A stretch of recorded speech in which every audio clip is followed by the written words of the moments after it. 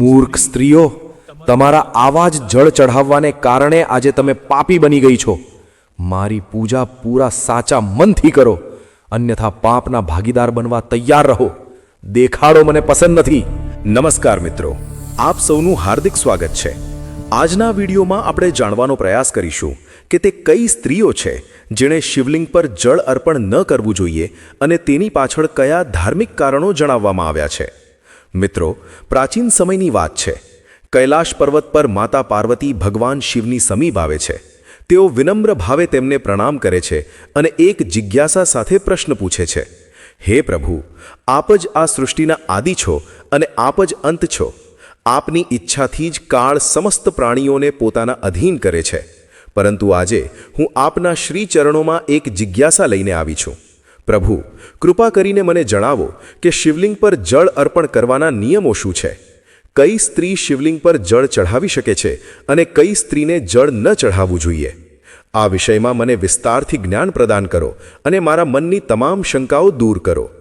મિત્રો, માતા પાર્વતીની આ વિનમ્ર પ્રાર્થના સાંભળીને ભગવાન ભોલેનાથ મંદ મંદ સ્મિત કરવા લાગ્યા અને ઉત્તર આપવા લાગ્યા. હે દેવી પાર્વતી, આજે તમે અત્યંત ઉત્તમ અને કલ્યાણકારી પ્રશ્ન કર્યો છે. શિવલિંગ પર જળ અર્પણ કરવાના કેટલાક મહત્વપૂર્ણ નિયમો હોય છે અને તે નિયમોનું પાલન કરતાં જ જળ ચઢાવવું જોઈએ. જો કોઈ વ્યક્તિ આ નિયમોની અવગણના કરે છે તો તેણે પુણ્યને બદલે પાપનું ભાગી બનવું પડે છે. હે દેવી, જ્યાં આ નિયમોનું પાલન નથી થતું ત્યાંથી હું રૂષ્ટ થઈને ચાલ્યો જાઉં છું. હે પ્રિયે, આજે હું તને તે 3 પ્રકારની સ્ત્રીઓ વિશે જણાવીશ જેમને શિવલિંગ પર જળ અર્પણ ન કરવું જોઈએ. એવી સ્ત્રીઓને જળ ચઢાવવાનું કોઈ શુભ ફળ પ્રાપ્ત થતું નથી, પરંતુ તેમને મહાપાપ લાગે છે. શિવલિંગ મારું સાક્ષાત સ્વરૂપ છે. જે શ્રદ્ધા અને નિયમપૂર્વક મારી પૂજા કરે છે તેની હું સદાય રક્ષા કરું છું. હે પાર્વતી, આ નિયમો જણાવતા પૂર્વે હું તને મારા પરમ ભક્ત સુમતીની એક પ્રાચીન અને પવિત્ર કથા સંભળાવું છું. આ કથાને ધ્યાનપૂર્વક સાંભળવા માત્રથી સ્ત્રીને 100 વર્ષ સુધી શિવલિંગ પર જળ અર્પણ કરવા બરાબર પુણ્ય પ્રાપ્ત થાય છે. જે આ કથાને શ્રદ્ધાથી સાંભળે છે અને બીજાને પણ સંભળાવે છે તેના તમામ દુઃખ દૂર થઈ જાય છે, દરિદ્રતા નષ્ટ થાય છે અને તે સંસારની મોહમાયામાંથી મુક્ત થઈ જાય છે. માતા પાર્વતી વિનમ્ર ભાવે બોલ્યા, હે સ્વામી, આપના શ્રી મુખેથી આ પાવન કથાનું શ્રવણ કરવો મારા માટે અત્યંત સૌભાગ્યની વાત છે. કૃપા કરીને મને તે કથા સંભળાવો. હું તેને પૂર્ણ શ્રદ્ધા અને ધ્યાનથી અવશ્ય સાંભળીશ. ત્યારે ભગવાન શિવ દેવી પાર્વતીને તે પવિત્ર કથા સંભળાવવા લાગ્યા. મિત્રો, તમે પણ આ કથાને ધ્યાનપૂર્વક અંત સુધી અવશ્ય સાંભળજો, કારણ કે અડધું જ્ઞાન હંમેશા હાનિકારક હોય છે. તો ચાલો સાંભળીએ તે દિવ્ય કથા અને કોમેન્ટમાં શ્રદ્ધાથી હર હર મહાદેવ અવશ્ય લખો.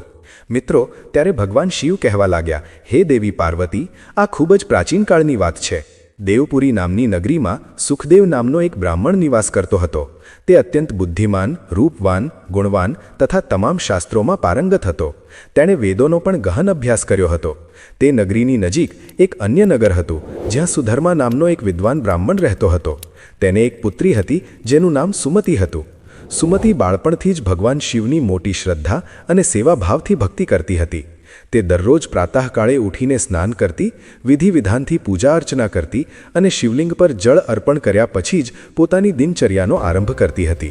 મનગમતો વર પ્રાપ્ત કરવા માટે તેણે 16 સાવન સોમવારના વ્રત પણ પૂરા નિયમો સાથે કર્યા હતા. તેના પિતા સુધર્માએ તેને ખૂબ લાડ પ્યારથી ઉછેરી હતી. સુમતી અત્યંત સુંદર, સુશીલ અને ગુણવાન કન્યા હતી. જ્યારે તે વિવાહ યોગ્ય થઈ ત્યારે સુધર્માને તેના વિવાહની ચિંતા થવા લાગી. આ ચિંતામાં એક દિવસ તેણે પોતાની પત્નીને કહ્યું, હે પ્રિયે, હવે આપણી પુત્રી વિવાહ યોગ્ય થઈ ગઈ છે. સમય આવી ગયો છે કે આપણે તેના માટે યોગ્ય વરની શોધ કરીએ અને તેના વિવાહ સંપન્ન કરીએ. ત્યારે તેની પત્ની વિનમ્રતાથી બોલી, હે સ્વામી, મારી દૃષ્ટિમાં એક યોગ્ય અને વિદ્વાન બ્રાહ્મણ છે. તેઓ મારા ભાઈની નગરી અક્ષયપુરીમાં રહે છે. તેમનું નામ સુખદેવ છે. તેઓ અત્યંત સજ્જન, ધર્મપરાયણ અને શાસ્ત્રોના જ્ઞાતા છે. મારો વિચાર છે કે જો આપણી પુત્રીના લગ્ન તે શ્રેષ્ઠ બ્રાહ્મણ સાથે થઈ જાય તો તે નિશ્ચિતપણે સુખી અને સમૃદ્ધ જીવન વિતાવશે. ત્યારે સુધર્મા બોલ્યા, હે પ્રિયે, તું બિલકુલ સાચું કહે છે. મેં પણ સુખદેવજી વિશે ખૂબ પ્રશંસા સાંભળી છે. તેઓ સાચે જ એક યોગ્ય અને સંસ્કારી બ્રાહ્મણ છે. આપણી પુત્રીના લગ્ન તેમની સાથે કરવા જ યોગ્ય રહેશે. હું કાલે જ તેમની પાસે વિવાહનો પ્રસ્તાવ લઈને જઈશ. બીજા દિવસે સુધર્મા સુખદેવના ઘરે પહોંચ્યા. તે સમયે સુખદેવ મોટા પ્રેમ અને શ્રદ્ધાથી પોતાના માતા પિતાની સેવા કરી રહ્યા હતા. જ્યારે સુધર્માએ આ દ્રશ્ય જોયું તો તેમનું હૃદય પ્રસન્નતાથી ભરાઈ ગયું. તેઓ મન જ મન વિચારવા લાગ્યા, વાહ, આ બ્રાહ્મણ પુત્ર કેટલો મહાન છે, કેટલી ભક્તિ અને સમર્પણથી પોતાના માતા પિતાની સેવા કરી રહ્યો છે. નિશ્ચયપૂર્વક આ જ મારી પુત્રી માટે યોગ્ય વર છે. ત્યારે સુખદેવે દ્વાર પર ઊભેલા સુધર્માને જોયા. તેઓ તરત આગળ વધ્યા, આદરપૂર્વક તેમનું સ્વાગત કર્યું અને વિનમ્ર સ્વરમાં બોલ્યા, હે વિપ્રવર, પધારો, આપનું હાર્દિક સ્વાગત છે. કૃપા કરીને જણાવો કે હું તમારી કઈ પ્રકારે સેવા કરી શકું છું. સુખદેવનો મધુર વ્યવહાર અને અતિથિ સત્કાર જોઈને સુધર્મા અત્યંત પ્રસન્ન થઈ ગયા. તેમણે જોયું કે તેનું ઘર અત્યંત પવિત્ર અને શુદ્ધ હતું. ઘરના પૂજા સ્થાનમાં વિધિ વિધાનથી શિવલિંગ સ્થાપિત હતું અને સુખદેવ પ્રતિદિન શ્રદ્ધાથી તેની પૂજા અર્ચના કરતા હતા. આ બધું જોઈને સુધર્માના મનમાં પૂર્ણ વિશ્વાસ થઈ ગયો કે સુખદેવ જ તેમની પુત્રી માટે સર્વશ્રેષ્ઠ અને યોગ્ય વર છે. ત્યારે સુધર્માએ સુખદેવને કહ્યું, હે વિપ્રવર, આજે હું તમારી પાસે મારી પુત્રીના વિવાહનો પ્રસ્તાવ લઈને આવ્યો છું. મારી પુત્રી માટે તમારાથી શ્રેષ્ઠ અને યોગ્ય વર મને બીજે ક્યાંય મળી શકે તેમ નથી. જો તમે સ્વીકારો તો હું તેના વિવાહ તમારી સાથે કરવા ઈચ્છું છું. આ સાંભળીને સુખદેવના માતા પિતા પણ અત્યંત પ્રસન્ન થયા. તેમણે પ્રેમપૂર્વક સુખદેવને વિવાહ માટે સમજાવ્યા અને સુખદેવ પણ સહજ તૈયાર થઈ ગયા. સમય આવતા શુભ મુહૂર્ત કાઢવામાં આવ્યું અને એક પવિત્ર સ્થાન પર સુખદેવ તથા સુમતીના વિવાહ મોટા ધૂમધામથી સંપન્ન થયા. મિત્રો, ત્યારે ભગવાન શિવ કહેવા લાગ્યા, હે દેવી પાર્વતી, આ ખૂબ જ પ્રાચીન કાળની વાત છે. દેવપુરી નામની નગરીમાં સુખદેવ નામનો એક બ્રાહ્મણ નિવાસ કરતો હતો. તે અત્યંત બુદ્ધિમાન, રૂપવાન, ગુણવાન તથા તમામ શાસ્ત્રોમાં પારંગત હતો. તેણે વેદોનો પણ ગહન અભ્યાસ કર્યો હતો. તે નગરીની નજીક એક અન્ય નગર હતું જ્યાં સુધર્મા નામનો એક વિદ્વાન બ્રાહ્મણ રહેતો હતો. તેને એક પુત્રી હતી જેનું નામ સુમતી હતું. સુમતી બાળપણથી જ ભગવાન શિવની મોટી શ્રદ્ધા અને સેવાભાવથી ભક્તિ કરતી હતી. તે દરરોજ પ્રાતઃકાળે ઉઠીને સ્નાન કરતી, વિધિ વિધાનથી પૂજા અર્ચના કરતી અને શિવલિંગ પર જળ અર્પણ કર્યા પછી જ પોતાની દિનચર્યાનો આરંભ કરતી હતી. મનગમતો વર પ્રાપ્ત કરવા માટે તેણે 16 સાવન સોમવારના વ્રત પણ પૂરા નિયમો સાથે કર્યા હતા. તેના પિતા સુધર્માએ તેને ખૂબ લાડ પ્યારથી ઉછેરી હતી. સુમતી અત્યંત સુંદર, સુશીલ અને ગુણવાન કન્યા હતી. જ્યારે તે વિવાહ યોગ્ય થઈ ત્યારે સુધર્માને તેના વિવાહની ચિંતા થવા લાગી. આ ચિંતામાં એક દિવસ તેણે પોતાની પત્નીને કહ્યું, હે પ્રિયે, હવે આપણી પુત્રી વિવાહ યોગ્ય થઈ ગઈ છે. સમય આવી ગયો છે કે આપણે તેના માટે યોગ્ય વરની શોધ કરીએ અને તેના વિવાહ સંપન્ન કરીએ.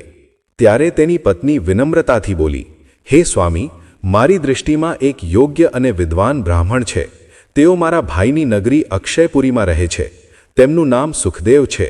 તેઓ અત્યંત સજ્જન, ધર્મપરાયણ અને શાસ્ત્રોના જ્ઞાતા છે. મારો વિચાર છે કે જો આપણી પુત્રીના લગ્ન તે શ્રેષ્ઠ બ્રાહ્મણ સાથે થઈ જાય તો તે નિશ્ચિતપણે સુખી અને સમૃદ્ધ જીવન વિતાવશે. ત્યારે સુધર્મા બોલ્યા, હે પ્રિયે, તું બિલકુલ સાચું કહે છે. મેં પણ સુખદેવજી વિશે ખૂબ પ્રશંસા સાંભળી છે. તેઓ સાચે જ એક યોગ્ય અને સંસ્કારી બ્રાહ્મણ છે. આપણી પુત્રીના લગ્ન તેમની સાથે કરવા જ યોગ્ય રહેશે. હું કાલે જ તેમની પાસે વિવાહનો પ્રસ્તાવ લઈને જઈશ. બીજા દિવસે સુધર્મા સુખદેવના ઘરે પહોંચ્યા. તે સમયે સુખદેવ મોટા પ્રેમ અને શ્રદ્ધાથી પોતાના માતા પિતાની સેવા કરી રહ્યા હતા. જ્યારે સુધર્માએ આ દૃશ્ય જોયું તો તેમનું હૃદય પ્રસન્નતાથી ભરાઈ ગયું. તેઓ મન જ મન વિચારવા લાગ્યા, વાહ, આ બ્રાહ્મણ પુત્ર કેટલો મહાન છે, કેટલી ભક્તિ અને સમર્પણથી પોતાના માતા પિતાની સેવા કરી રહ્યો છે. નિશ્ચયપૂર્વક આ જ મારી પુત્રી માટે યોગ્ય વર છે. ત્યારે સુખદેવે દ્વાર પર ઊભેલા સુધર્માને જોયા. તેઓ તરત આગળ વધ્યા, આદરપૂર્વક તેમનું સ્વાગત કર્યું અને વિનમ્ર સ્વરમાં બોલ્યા, હે વિપ્રવર, પધારો, આપનું હાર્દિક સ્વાગત છે. કૃપા કરીને જણાવો કે હું તમારી કઈ પ્રકારે સેવા કરી શકું છું. સુખદેવનો મધુર વ્યવહાર અને અતિથિ સત્કાર જોઈને સુધર્મા અત્યંત પ્રસન્ન થઈ ગયા. તેમણે જોયું કે તેનું ઘર અત્યંત પવિત્ર અને શુદ્ધ હતું. ઘરના પૂજા સ્થાનમાં વિધિ વિધાનથી શિવલિંગ સ્થાપિત હતું અને સુખદેવ પ્રતિદિન શ્રદ્ધાથી તેની પૂજા અર્ચના કરતા હતા. આ બધું જોઈને સુધર્માના મનમાં પૂર્ણ વિશ્વાસ થઈ ગયો કે સુખદેવ જ તેમની પુત્રી માટે સર્વશ્રેષ્ઠ અને યોગ્ય વર છે. ત્યારે સુધર્માએ સુખદેવને કહ્યું, હે વિપ્રવર, આજે હું તમારી પાસે મારી પુત્રીના વિવાહનો પ્રસ્તાવ લઈને આવ્યો છું.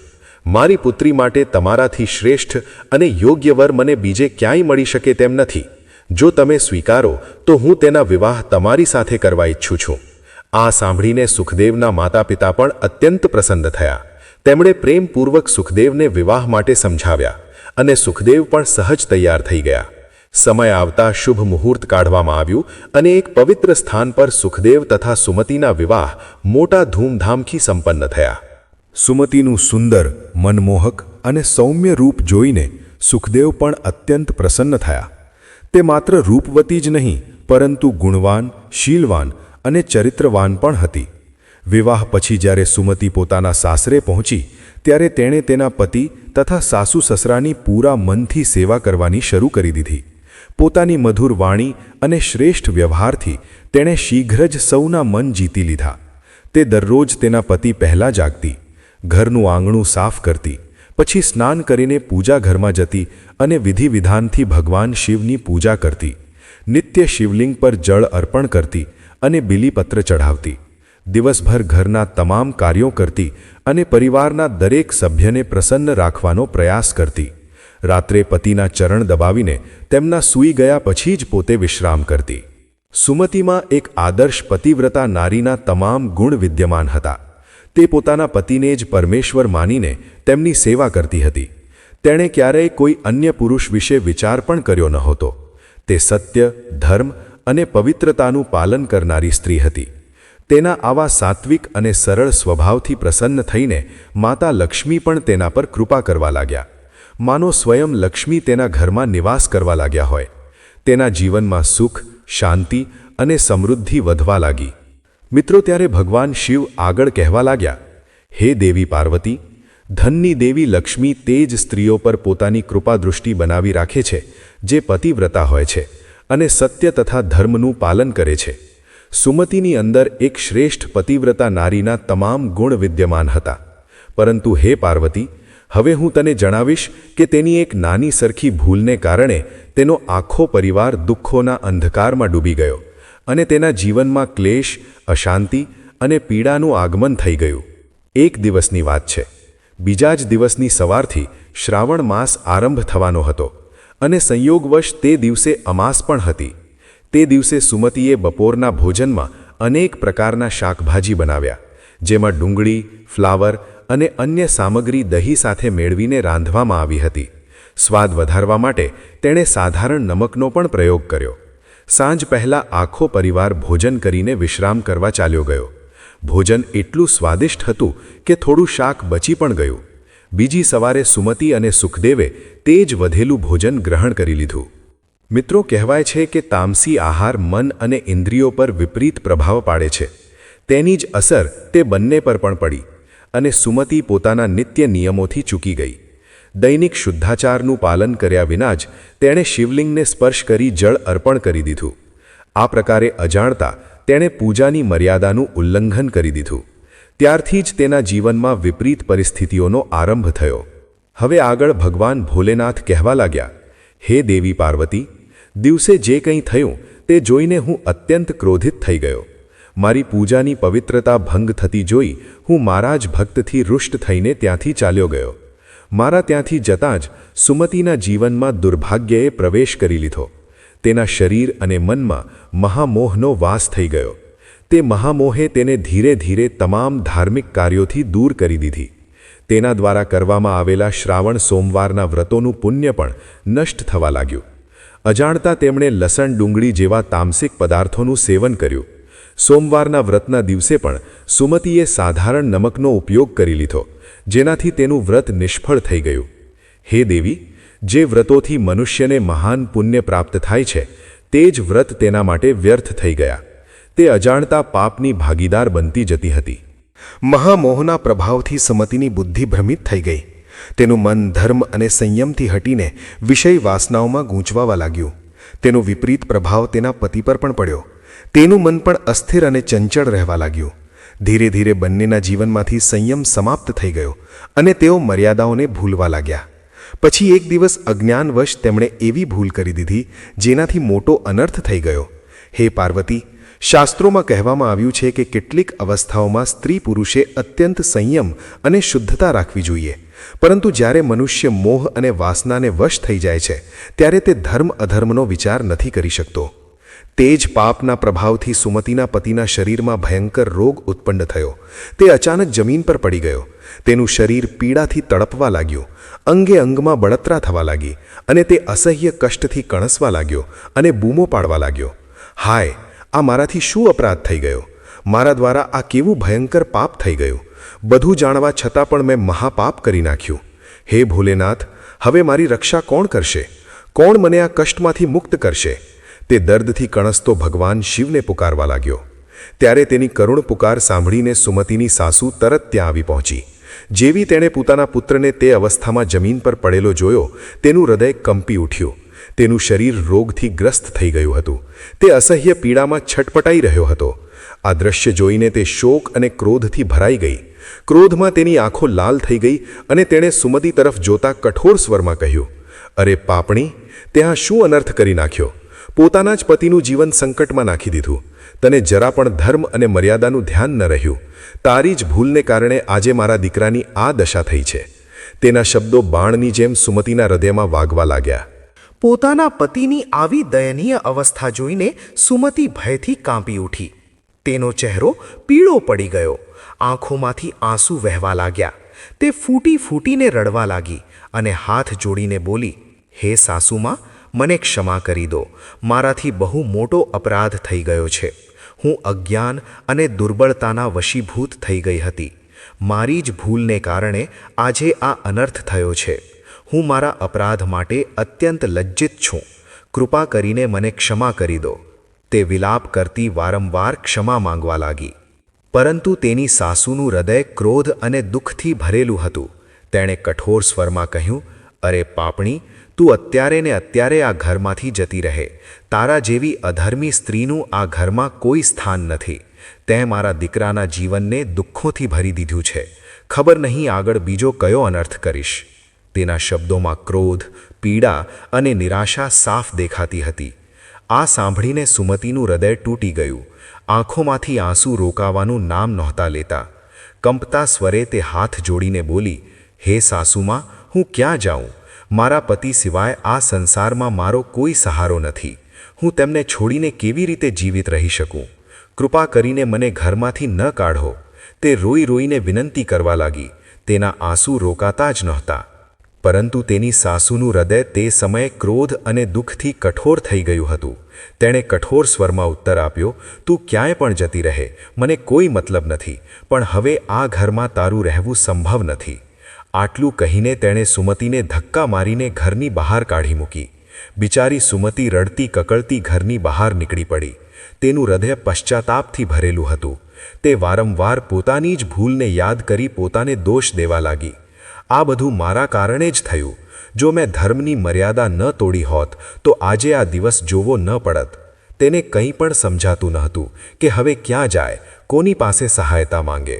દુઃખી અને નિરાશ થઈને તે ચાલતા ચાલતા ઘનઘોર વન તરફ નીકળી ગઈ. તે વનની વચ્ચે એક નાનો શિવ મઠ હતો. સહાયતાની આશાથી તે મઠમાં પહોંચી, પણ ત્યાં તે સમયે કોઈ હાજર નહોતું. થાકેલી સુમતી ત્યાં જ એક ખૂણામાં બેસી ગઈ અને પોતાના ભાગ્યને કોસતી ફૂટી ફૂટીને રડવા લાગી. તે પોતાના અપરાધોને યાદ કરી ઊંડા પશ્ચાતાપમાં ડૂબેલી હતી. થોડા સમય પછી તે મઠના પૂજારી એક સાધુ મહાત્મા ત્યાં આવ્યા. તેમણે જોયું કે એક સ્ત્રી ઉદાસ અને વ્યાકુળ અવસ્થામાં એકલી બેઠી છે. તેને આ પ્રકારે દુઃખી જોઈને તેઓ આશ્ચર્યચકિત થઈ ગયા. તેઓ ધીરે ધીરે તેની પાસે આવ્યા અને કરુણ સ્વરમાં પૂછવા લાગ્યા, હે કલ્યાણી, તું કોણ છે? આ નિર્જન સ્થાન પર એકલી કેમ બેઠી છે? તારા દુઃખનું શું કારણ છે? જો કોઈ ગુપ્ત વાત ન હોય તો નિઃસંકોચ મને જણાવ. કદાચ હું તારી કંઈક સહાયતા કરી શકું.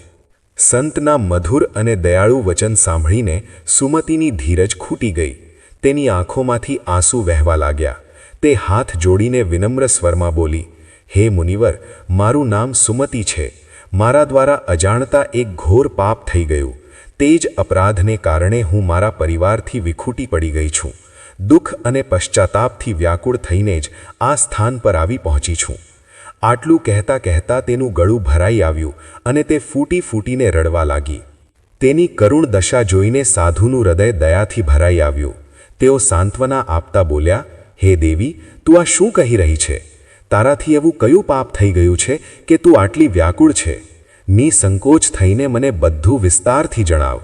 જો મારી સામર્થ્યમાં હશે તો હું તારી સહાયતા અવશ્ય કરીશ.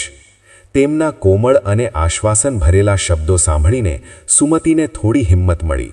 તે હાથ જોડીને વિનમ્ર સ્વરમાં બોલી, હે મુનિવર, મારા દ્વારા અજાણતા એક ઘોર પાપ થઈ ગયું.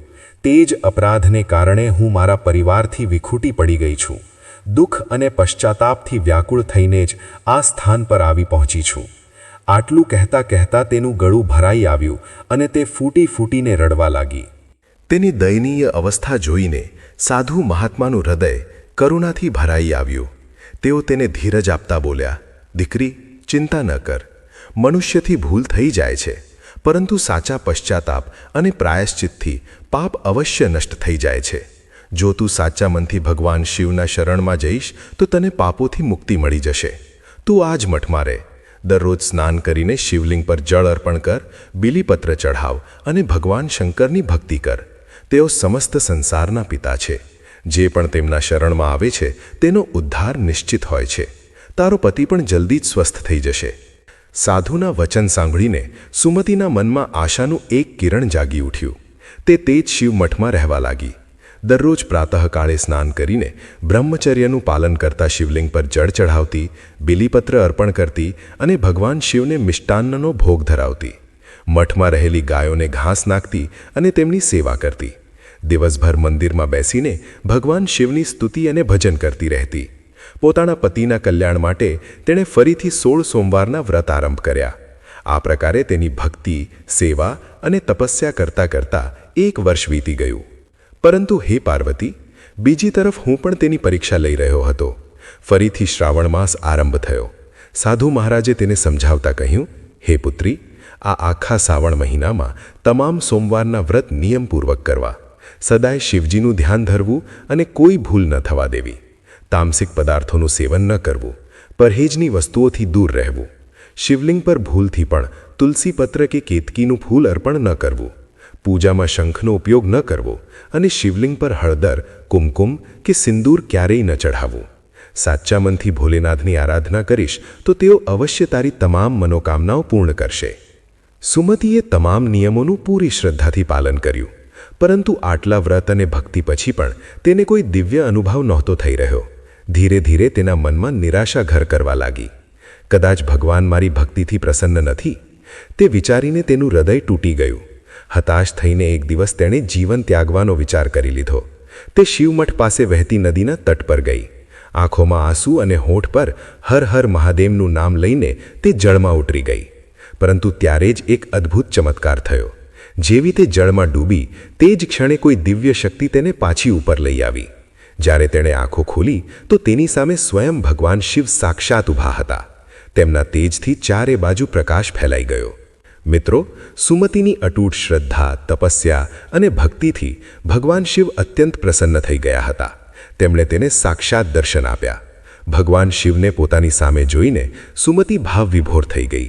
તે વારંવાર તેમના ચરણોમાં પડીને પ્રણામ કરવા લાગી અને સ્તુતિ કરવા લાગી. ત્યારે ભગવાન શિવ પ્રેમપૂર્વક તેને બોલ્યા, હે પુત્રી, તે અત્યંત શ્રદ્ધા, નિષ્ઠા અને સાચા ભક્તિભાવથી મારી આરાધના કરી છે. તે તપ, સંયમ અને વ્રતોનું પાલન કરીને તારા મન અને ઇન્દ્રિયોને વશમાં કર્યા છે. તારી ભક્તિથી હું અત્યંત પ્રસન્ન છું. હવે કહે, તારી શું ઈચ્છા છે? જે પણ વર માંગીશ તે હું અવશ્ય પ્રદાન કરીશ. ભગવાન શિવના આ કૃપામય વચન સાંભળીને સુમતીની આંખોમાંથી આનંદના આંસુ વહેવા લાગ્યા.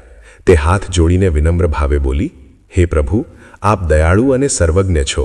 કૃપા કરીને મને એ જણાવો કે મારાથી એવો કયો દોષ થયો, કઈ ભૂલને કારણે મારા મનમાં કામ અને મોહનો વાસ થયો, જેના કારણે મારાથી આટલું મોટું પાપ થઈ ગયું અને મારા પતિને ભયંકર રોગ સહન કરવો પડ્યો. હે નાથ, કૃપા કરીને મારા અપરાધનું કારણ જણાવો, જેથી ભવિષ્યમાં હું એવી ભૂલ ક્યારેય ન કરું. ત્યારે ભગવાન શિવ કરુણામય સ્વરમાં બોલ્યા, હે પુત્રી, હવે તું ધ્યાનપૂર્વક સાંભળ. તારાથી જે ભૂલ થઈ તે અજાણતા અવશ્ય હતી, પરંતુ તે પૂજાની મર્યાદા વિરુદ્ધ હતી. એક દિવસ શ્રાવણ મહિનામાં તે તામસિક આહારનું સેવન કર્યું. ત્યાર પછી શુદ્ધાચાર અને સ્નાન કર્યા વિના જ તે શિવલિંગને સ્પર્શ કરી જળ અર્પણ કરી દીધું. હે પુત્રી, જ્યારે સ્ત્રી પુરુષ ગૃહસ્થ ધર્મનું પાલન કરે છે ત્યારે પછી શરીરને શુદ્ધ કર્યા વિના પૂજા અર્ચના ન કરવી જોઈએ. એવી અવસ્થામાં શિવલિંગને સ્પર્શ કરવો ઉચિત માનવામાં નથી આવ્યો. શિવલિંગ મારું જ સાક્ષાત સ્વરૂપ છે, મારો અંશ અવતાર છે. તેની પવિત્રતા જાળવી રાખવી અત્યંત આવશ્યક છે. પરંતુ તે અપવિત્ર અવસ્થામાં જ મને જળ અર્પણ કર્યું, જેનાથી પૂજાની મર્યાદા ભંગ થઈ. આ જ કારણે હું તારા ઘરથી રૂષ્ટ થઈને ચાલ્યો ગયો. મારા ત્યાંથી જતાં જ તારા જીવનમાં મહામોહે પ્રવેશ કરી લીધો. તે મોહે તારી બુદ્ધિને ભ્રમિત કરી દીધી અને તારા તથા તારા પતિ બંનેના મન પર વાસનાઓનો પ્રભાવ વધી ગયો. જ્યારે મનુષ્ય ધર્મ અને સંયમ ગુમાવે છે ત્યારે પાપ તેના જીવનમાં સ્થાન બનાવી લે છે.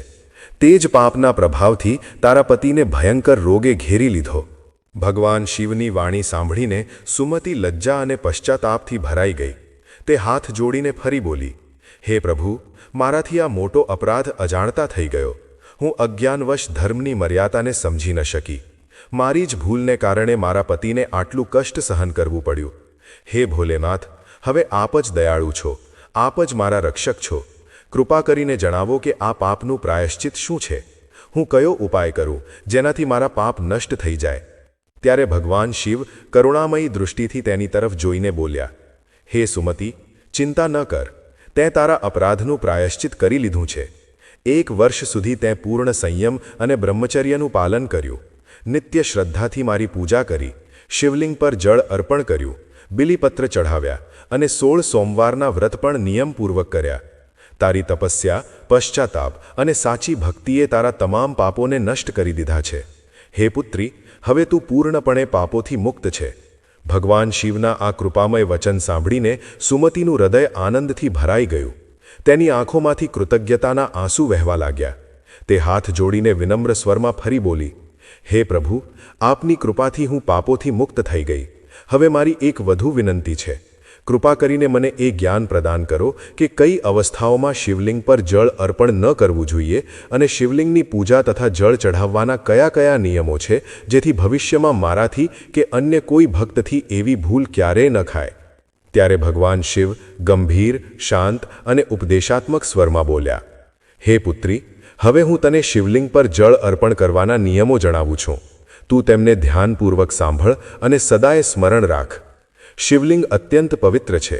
આ મારું સાક્ષાત સ્વરૂપ છે અને મને અત્યંત પ્રિય છે. તેથી તેની સાત્વિકતા અને પવિત્રતા જાળવી રાખવી દરેક ભક્તનું કર્તવ્ય છે. પહેલો નિયમ, ક્યારેય પણ અપવિત્ર અવસ્થામાં શિવલિંગને સ્પર્શ ન કરવો જોઈએ. બીજો નિયમ, જે સ્ત્રી માસિક ધર્મની અવસ્થામાં હોય તેણે શિવલિંગને સ્પર્શ કે જળ અર્પણ ન કરવું જોઈએ. તે સમયે શરીરને વિશ્રામ અને શુદ્ધિની આવશ્યકતા હોય છે. તેથી પૂજાથી અલિપ્ત રહેવું જ ઉચિત છે. ત્રીજો નિયમ, સ્ત્રી અને પુરુષે દાંપત્ય સંબંધ પછી સ્નાન આદિ કરીને શુદ્ધ થયા વિના શિવલિંગને સ્પર્શ ન કરવો જોઈએ અને ન તો જળ અર્પણ કરવું જોઈએ. એવી અવસ્થામાં પૂજા કરવી દોષપૂર્ણ માનવામાં આવી છે. ચોથો નિયમ, જે સ્ત્રી પોતાના પતિનો ત્યાગ કરી ચૂકી હોય અથવા વિવાહ પછી અધર્મના માર્ગ પર ચાલતી હોય તેણે પણ શિવલિંગની પૂજા ન કરવી જોઈએ. હે પુત્રી, શિવલિંગની પૂજા સદાય પવિત્ર મન, શુદ્ધ શરીર અને સાત્વિક આચરણથી કરવી જોઈએ. ભક્તિમાં શુદ્ધતા જ સૌથી મોટો નિયમ છે. જે સ્ત્રી પતિવ્રતા, સદાચારિણી અને ધર્મનું પાલન કરનારી હોય અથવા કુમારી કન્યા હોય તે જ સાચા ભાવથી શિવલિંગની પૂજાનું પૂર્ણ ફળ પ્રાપ્ત કરે છે. હે પુત્રી, આ શિવલિંગ પૂજાના મહત્વપૂર્ણ નિયમો છે. તું તેમને સદાય યાદ રાખજે અને અન્ય લોકોને પણ જણાવજે. ભગવાન શિવનો ઉપદેશ સાંભળીને સુમતિએ શ્રદ્ધાથી માથું નમાવ્યું અને વિનમ્ર સ્વરમાં બોલી, હે પ્રભુ, આપ દયાળુ છો, કૃપાળુ છો, સમસ્ત સંસારના રક્ષક છો. જો આપ મારા પર પ્રસન્ન છો તો મારા પર એક વધુ કૃપા કરો. મારા પતિ ભયંકર રોગથી પીડિત છે. તેઓ અસહ્ય કષ્ટ સહન કરી રહ્યા છે. કૃપા કરીને તેમને આ રોગમાંથી મુક્ત કરી દો. તેમનું સ્વાસ્થ્ય જ મારા જીવનનું સૌથી મોટું સુખ છે. તે રડતા રડતા વારંવાર ભગવાનને પ્રાર્થના કરવા લાગી. ત્યારે ભગવાન શિવ કરુણાથી હસ્યા અને બોલ્યા, હે પુત્રી, તે પૂરા 1 વર્ષ સુધી અત્યંત શ્રદ્ધા અને નિષ્ઠાથી આ શિવલિંગની પૂજા કરી છે. દરરોજ બિલીપત્ર અર્પણ કર્યા છે. વૃક્ષોમાં બિલીપત્ર મને અત્યંત પ્રિય છે. જે ભક્ત સાચા મનથી મને બિલીપત્ર ચઢાવે છે તેના પર મારી વિશેષ કૃપા થાય છે. તે જે બિલીપત્ર મારી પૂજામાં અર્પણ કર્યા છે તે જ પત્તાઓમાં મારી કૃપાનો વાસ છે. તું તેમને લઈ જઈને તારા પતિને ગુપ્ત રીતે ખવડાવી દે. તેઓ રોગ અને પાપ બંનેમાંથી મુક્ત થઈ જશે. આટલું કહીને ભગવાન શિવ અંતર્ધાન થઈ ગયા. ભગવાનના દર્શન અને વરદાન પામીને સુમતિ આનંદથી ભરાઈ ગઈ. તેની આંખોમાંથી કૃતજ્ઞતાના આંસુ વહેવા લાગ્યા. તે વારંવાર ભગવાન શિવને પ્રણામ કરતી બોલી, હર હર મહાદેવ, આપની કૃપા અપરંપાર છે. પછી તે શિવલિંગ પર અર્પિત કેટલાક બિલીપત્ર સાવધાનીથી ઉઠાવીને પોતાના ઘર તરફ ચાલી નીકળી. ઘરે પહોંચીને તેણે શ્રદ્ધાથી તે પત્તા પોતાના રોગગ્રસ્ત પતિને ખવડાવી દીધા. જેવા તેના પતિએ તે બિલીપત્ર ગ્રહણ કર્યા તે જ ક્ષણે એક ચમત્કાર થયો. ધીરે ધીરે તેનો રોગ દૂર થવા લાગ્યો. શરીર સ્વસ્થ અને તેજસ્વી થઈ ગયું. થોડી જ પળોમાં તે પૂર્ણપણે સ્વસ્થ થઈ ગયો. તે આશ્ચર્ય અને આનંદથી ભરાઈને ઊભો થઈ ગયો અને સુમતિને ગળે લગાવી લીધી. આ દૃશ્ય જોઈને સુમતિની સાસુ પણ સ્તબ્ધ રહી ગઈ. તેની આંખોમાંથી પણ ખુશીના આંસુ નીકળી પડ્યા. હવે તેને પોતાની ભૂલનો અહેસાસ થયો અને તેણે સુમતિને સ્નેહપૂર્વક પોતાના ગળે લગાવી લીધી. ત્યાર પછી આખો પરિવાર ફરીથી સુખ, શાંતિ અને આનંદ સાથે રહેવા લાગ્યો. મિત્રો, તેણે ભગવાન શિવ આગળ કહેવા લાગ્યા, દેવી, આ જ કારણ છે કે કેટલીક વિશેષ અવસ્થાઓમાં સ્ત્રીઓને શિવલિંગ પર જળ અર્પણ ન કરવું જોઈએ અને ન તો તેનો સ્પર્શ કરવો જોઈએ. અન્યથા તેના અશુભ પરિણામો અવશ્ય ભોગવવા પડે છે, જેવા સુમતિને ભોગવવા પડ્યા. પ્રિય દર્શકો, હવે આપણે શિવલિંગ પૂજા સાથે જોડાયેલા કેટલાક મહત્વપૂર્ણ નિયમો જાણીએ. ભગવાન શિવની પૂજા અત્યંત પવિત્ર માનવામાં આવે છે. તેથી કેટલીક વસ્તુઓનો ઉપયોગ તેમની પૂજામાં વર્જિત જણાવવામાં આવ્યો છે. જો તેનો પ્રયોગ કરવામાં આવે તો પુણ્યને બદલે દોષ લાગી શકે છે. 1. તુલસી પત્ર. તુલસી માતા લક્ષ્મીનું સ્વરૂપ માનવામાં આવે છે અને માતા લક્ષ્મી ભગવાન વિષ્ણુના અર્ધાંગિની છે. તેથી તુલસી પત્ર શિવલિંગ પર અર્પણ કરવામાં આવતું નથી. 2. શંખ. માન્યતા છે કે શંખની ઉત્પત્તિ શંખચૂડ નામના દૈત્યમાંથી થઈ હતી, જેનો વધ ભગવાન શિવે કર્યો હતો. આ કારણે શિવ પૂજામાં શંખનો ઉપયોગ કરવામાં આવતો નથી. 3. કેતકીનું ફૂલ. પુરાણો અનુસાર બ્રહ્મા અને વિષ્ણુના વિવાદમાં કેતકીએ અસત્યનો સાથ આપ્યો હતો. ત્યારે ભગવાન શિવે તેને શ્રાપ આપ્યો કે તેની પૂજામાં ઉપયોગ નહીં થાય. તેથી કેતકી પુષ્પ પણ શિવલિંગ પર ચઢાવવામાં આવતું નથી. ભગવાન શિવને બિલીપત્ર અત્યંત પ્રિય છે. આ સિવાય ધતુરો, કરેણના ફૂલ, દૂધ, જળ અને ચંદન અર્પણ કરવું શુભ માનવામાં આવે છે. શ્રદ્ધા અને શુદ્ધતાથી કરવામાં આવેલી પૂજાથી ભગવાન શિવ જલ્દી પ્રસન્ન થાય છે. પુરાણોમાં શિવલિંગને બ્રહ્માંડની ઊર્જાનું કેન્દ્ર જણાવવામાં આવ્યું છે. આનાથી જ સંપૂર્ણ સૃષ્ટિની ઉત્પત્તિ માનવામાં આવે છે. તેથી શિવલિંગની આસપાસ સ્વચ્છતા અને પવિત્રતા જાળવી રાખવી આવશ્યક છે. પૂજા સ્થળ પર અશુદ્ધ વસ્તુઓ, ચામડાની ચીજો, માંસાહાર કે અપવિત્ર સામગ્રી ન રાખવી જોઈએ. વાતાવરણ સાત્વિક અને શાંત હોવું જોઈએ. જે ભક્ત શ્રદ્ધાથી શિવલિંગ પર જળ અર્પણ કરતી વખતે મહામૃત્યુંજય મંત્રનો જાપ કરે છે, તેના જીવનના કષ્ટ અને રોગ દૂર થવા લાગે છે તથા તેની મનોકામનાઓ પૂર્ણ થાય છે. મિત્રો, આશા છે કે તમને આ પવિત્ર કથા અને માહિતી અવશ્ય પસંદ આવી હશે. જો તમને આ કથા સારી લાગી હોય તો વિડીયોને લાઇક કરો, ચેનલને સબસ્ક્રાઇબ કરો અને પોતાની શ્રદ્ધા વ્યક્ત કરો. આપ સૌનો અંત સુધી જોડાયેલા રહેવા માટે હૃદયથી આભાર. હર હર મહાદેવ. હું તમારા માટે આગળ શું કરી શકું? શું તમે ભગવાન શિવના અન્ય કોઈ પવિત્ર મંત્રો કે પૂજા વિધિ વિશે